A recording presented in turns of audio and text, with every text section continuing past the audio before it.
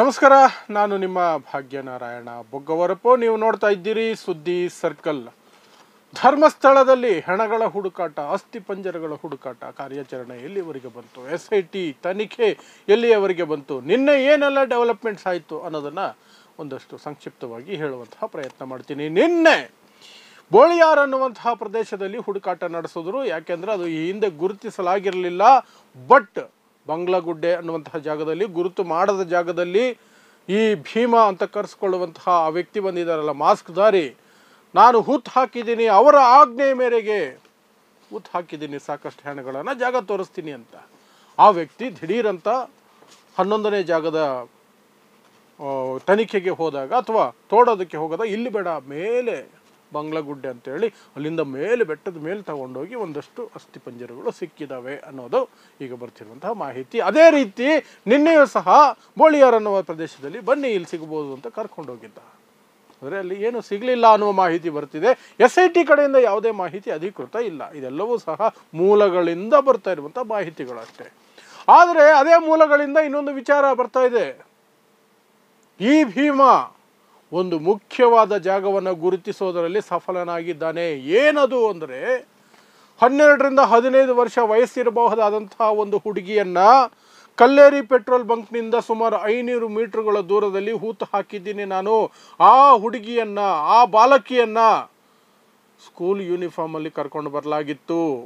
ಆಕೆಯ ಮೈ ಮೇಲೆ school uniform shirt ಇತ್ತು, ಆದರೆ ಲಂಗ, ಒಳ ಉಡುಪು ಏನೂ ಇರಲಿಲ್ಲ. ಅದರ ಜೊತೆಗೆ ಅವಳ ಮೇಲೆ ಅತ್ಯಾಚಾರ ಆಗಿದ್ದಂತಹ ಕುರುಹುಗಳಿದ್ದವು, ಪ್ಲಸ್ ಕತ್ತು ಹಿಸುಕಿದ್ದಂತಹ ಸೂಚನೆಗಳಿದ್ವು, ಗುರುತುಗಳಿದ್ದವು. ಅವಳ ಸ್ಕೂಲ್ ಬ್ಯಾಗ್ ಸಮೇತವಾಗಿ ಅವಳನ್ನು ಹೂತು ಹಾಕಿದ್ದೇನೆ ಅಂತ ತನ್ನ ರಿಪೋರ್ಟ್ನಲ್ಲಿ ಬರೆಸಿದ್ದಾನೆ. ಯಾವಾಗ ಅವನು ಬಂದಿದ್ನಲ್ಲ ಮೊದಲ ಬಾರಿಗೆ, ನನ್ನಿಂದ ಈ ರೀತಿಯಾದಂತಹ ಕೃತ್ಯಗಳು ನಡೆದಿದ್ದಾವೆ, ಮಾಡಿಸಿದ್ದಾರೆ, ನನಗೀಗ ಪಾಪ ಪ್ರಜ್ಞೆ ಕಾಡ್ತಾ ಇದೆ, ನಾನು ಆ ಎಲ್ಲ ಜಾಗಗಳನ್ನು ತೋರಿಸ್ಕೊಡ್ತೀನಿ ನಿಮಗೆ ಅಂತ. ಅಂಥ ಪ್ರಕರಣಗಳಲ್ಲಿ ಇದು ಒಂದು ಮುಖ್ಯವಾದ ಪ್ರಕರಣ. ಅಪ್ರಾಪ್ತ ಬಾಲಕಿ ಸ್ಕೂಲ್ ಯೂನಿಫಾರ್ಮಲ್ಲಿ ಬ್ಯಾಗ್ ಸಮೇತ ಒಂದು ಹೆಣ ಬರುತ್ತೆ ಅಂದರೆ ಏನರ್ಥ? ರೇಪ್ ಆಗಿರೋ ಸೂಚನೆಗಳಿತ್ತು ಅಂದರೆ ಏನರ್ಥ? ಕತ್ತು ಹಿಸುಕಿರುವ ಸೂಚನೆಗಳಿತ್ತು ಅಂದರೆ ಅದು ಪೊಲೀಸ್ ರಿಜಿಸ್ಟರ್ ಆಗಿದೆಯಾ? ಪೊಲೀಸ್ ಕೇಸ್ ಆಗಿದ್ರೆ ಯಾಕೆ ಆ ರೀತಿ ಮುಚ್ಚಿ ಹಾಕ್ತಾರೆ? ಸ್ಕೂಲ್ ಬ್ಯಾಗ್ ಸಮೇತ ಯಾರಾದರೂ ಮುಚ್ಚಿ ಹಾಕ್ತಾರ ಮಣ್ಣು ಹಾಕಿ? ಈ ಭೀಮಾ ಆ ಒಂದು ಜಾಗವನ್ನು ಗುರುತಿಸೋದ್ರಲ್ಲಿ ಸಫಲ ಆಗಿದ್ದಾನೆ ಅನ್ನುವಂತಹ ಸೂಚನೆಗಳು ಈಗ ಬರ್ತಾ ಇದ್ದಾವೆ. ಇದು ನಿನ್ನೆ ನಡೆದಂತಹ ಅತಿ ದೊಡ್ಡ ಬೆಳವಣಿಗೆ. ಇನ್ನು ಈ ನಡುವೆ ನಿಮಗೆ ಗೊತ್ತಿರೋ ಹಾಗೆ ಯೂಟ್ಯೂಬರ್ಸ್ ಮೇಲೆ ಮೊನ್ನೆ ದಾಳಿ ಆಗಿತ್ತು. 4 ಜನ ಯೂಟ್ಯೂಬರ್ಗಳನ್ನು ಒಂದಷ್ಟು ಗೂಂಡಾ ಪಡೆ ಬಂದು ಅಟ್ಯಾಕ್ ಮಾಡಿತ್ತು. ಅವರು ಆಸ್ಪತ್ರೆಗೆ ಸೇರಿಕೊಂಡಿದ್ರು. ಆ ಅಟ್ಯಾಕ್ನ ಹಿನ್ನೆಲೆಯಲ್ಲಿ ಅದಕ್ಕೆ ಪ್ರಚೋದನೆ ಕೊಟ್ಟಿರಬಹುದಾದಂತಹ ಹೇಳಿಕೆಗಳು, ವಸಂತ್ ಗಿಳಿಯಾರ್, ಕಿರಿಕೀರ್ತಿ ಅನ್ನುವಂಥ ಇಬ್ಬರು ಇದ್ದಾರಲ್ಲ, ಸೋಕಾಲ್ಡ್ ಪತ್ರಕರ್ತರು, ಅವನ ಗುಲಾಮಗಿರಿಯಲ್ಲಿ ಅವನು ಕೊಟ್ಟಿರೋ ಸೂಟ್ ಕೇಸ್ ತಗೊಂಡಿದ್ದಾರೋ ಇನ್ನೇನು ಮಾಡಿದಾರೋ ಗೊತ್ತಿಲ್ಲ, ಒಟ್ಟಿನಲ್ಲಿ ಅವನ ರಕ್ಷಣೆಗೆ ನಿಂತಿದ್ದಾರೆ, ಅವನನ್ನು ಕಾಪಾಡಬೇಕು ಅಂತ ನಿಂತಿದ್ದಾರೆ. ಏನಾದರೂ ಮಾಡಿ ಈ ತನಿಖೆಯನ್ನು ನಿಲ್ಲಿಸ್ಬಿಡ್ಬೇಕು. ಎಷ್ಟು ಜನ ಆದರೂ ಸತ್ತಿರಲಿ, ಅವರು ಹಿಂದೂಗಳೇ ಆಗಿರಲಿ, ಡೋಂಟ್ ಕೇರ್, ನಮಗೆ ಅವನ ರಕ್ಷಣೆ ಮುಖ್ಯ ಅನ್ನೋ ರೀತಿಯಲ್ಲಿ ಇವರಿಬ್ಬರು ಬಾಯಿ ಬಡ್ಕೊಳ್ತಾ ಇದ್ದಾರೆ. ಅವರ ಇಬ್ಬರದ್ದು ಸಹ ಒಂದೊಂದು ಕ್ಲಿಪ್ಪಿಂಗ್ಗಳು ಈಗ ವೈರಲ್ ಆಗ್ತಿದೆ. ಒಂದರಲ್ಲಿ ವಸಂತ್ ಗಿಳಿಯಾರ್ ಅನ್ನುವಂಥವ್ನು ಹೇಳ್ತಾನೆ, ನಾವು ನುಗ್ಗಿ ಹೊಡಿತೀವಿ, ಹುಡುಕೊಂಡು ಹೋಗಿ ಹೊಡಿತೀವಿ, ಈ ರೀತಿಯ ಮಾತುಗಳನ್ನು ಹೇಳಿರುವುದು. ಈ ಕಡೆ ಇವನು ಕಿರಿಕೀರ್ತಿ ಅನ್ನುವಂಥವನು ಸಹ ಅದೇ ರೀತಿಯಾದಂತಹ ಹೇಳಿಕೆ ಕೊಟ್ಟಿರುವಂತಹ ವಿಡಿಯೋ ಬರ್ತಿದೆ. ನಮ್ಮ ತಾಳ್ಮೆಗೂ ಒಂದು ಮಿತಿ ಇರ್ತದೆ, ಇನ್ನೇನಿದ್ರು ಹೊಡೆಯೋದೇನೆ, ನಾವು ಹೊಡಿತೀವಿ ಅಂತೆಲ್ಲ ಹೇಳುವ ರೀತಿಯಲ್ಲಿ ಒಂದು ವಿಡಿಯೋ ಬರ್ತಾ ಇದೆ. ಈ ವಿಡಿಯೋಗಳೇನೆ ಆ ಯೂಟ್ಯೂಬರ್ಗಳ ಮೇಲೆ ನಡೆದಂತಹ ಹಲ್ಲೆಗೆ ಪ್ರಚೋದನೆ ಅನ್ನುವಂಥದ್ದು ಈಗ ಬರ್ತಿರುವಂತಹ ಆರೋಪಗಳು. ಇದರ ನಡುವೆ ಈಗ ಪುನೀತ್ ಕೆರೆಹಳ್ಳಿ ಅನ್ನುವಂತಹ ತಲೆ ಹಿಡಿಯುವ ಹುಡುಗಿಯರ ತಲೆ ಹಿಡಿಯುವ ಪಿಂಪ್ ಕೆಲಸ ಮಾಡಿರುವಂತಹ ಆರೋಪ ಹೊತ್ತಿರುವಂತಹ ಮತ್ತು ಹಸುವಿನ ಹೆಸರಿನಲ್ಲಿ ಮರ್ಡರ್ ಮಾಡಿರುವಂತಹ ಆರೋಪಿ ಮೊನ್ನೆ ಒಂದು ವಿಡಿಯೋ ಮಾಡಿ ತುಂಬ ಕೆಟ್ಟದಾಗಿ ಮಾತಾಡಿದ್ದ. ಅವನ ವಿರುದ್ಧವೂ FIR ಆಗಿದೆ. ಇನ್ನು ನಿಮಗೆ ನಿನ್ನೆನೆ ಹೇಳಿದೆ, ಸುವರ್ಣ ನ್ಯೂಸ್ನಲ್ಲಿ ಅಜಿತ್ ಹನುಮಕ್ಕನವರ್ ನನ್ನ ಮಾಧ್ಯಮದವರ ಮೇಲೆ, ನನ್ನ ಚಾನಲ್ನವರ ಮೇಲೆ ದಾಳಿ ಆಗಿಬಿಟ್ಟಿದೆ. ಮಹೇಶ್ ಶೆಟ್ಟಿ ತಿಮರೋಡಿನೇ ನೇರವಾಗಿ ದಾಳಿ ಮಾಡಿಬಿಟ್ಟಿದ್ದಾರೆ. ಮಟ್ಟಣ್ಣವರು ನೇರವಾಗಿ ದಾಳಿ ಮಾಡಿಬಿಟ್ಟಿದ್ದಾರೆ ಅಂತೆಲ್ಲ ಸುಳ್ಳು ಸುದ್ದಿ ಹಾಕದ.